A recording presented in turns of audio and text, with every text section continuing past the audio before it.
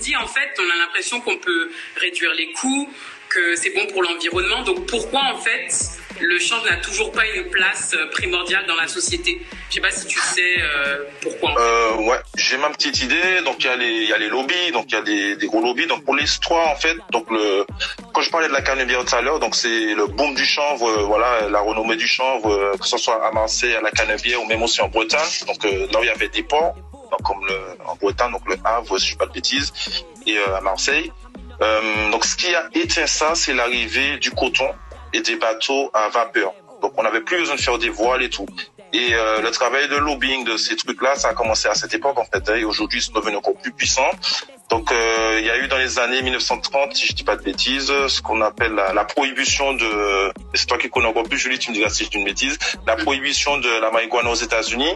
Donc quand il y a eu cette prohibition, je pense que les lobbies, ils avaient déjà vu tout le potentiel de ces plantes. Et quand ils ont découvert le pétrole, ils savaient très bien que voilà, ça n'aurait pas pu... ça gêne. Donc voilà, ils ont fait leur travail de lobbyiste et ils ont fait en sorte que le chanvre soit, entre guillemets, éradiqué. Mais ça a toujours survécu, heureusement. Et voilà, et aujourd'hui, malheureusement, comme l'homme, on arrive un peu à la fin, on a tout épuisé sous la terre, mais maintenant, un peu, on essaie de chercher des solutions alternatives. Heureusement, vous me le faire, comme on dit, vous mieux tard que jamais. Mais... voilà, pour moi, c'est la faute des lobbies. Et voilà, je sais que le lobby du plastique, il existe. Il y a d'autres lobbies, le lobby des pétroles, etc. Et forcément, quelque chose de sain comme ça et qui ne demande pas d'exportation, de surcoût, ou forcément, ils pourront pas se mettre plein les poches. Donc voilà.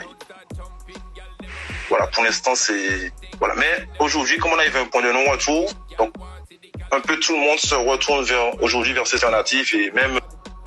des grosses boîtes comme ça, tous les gros groupes qui polluent, etc. Maintenant, ils se tournent un peu vers des solutions comme ça, peut-être à titre de profit personnel, mais en tout cas, maintenant, ça intéresse.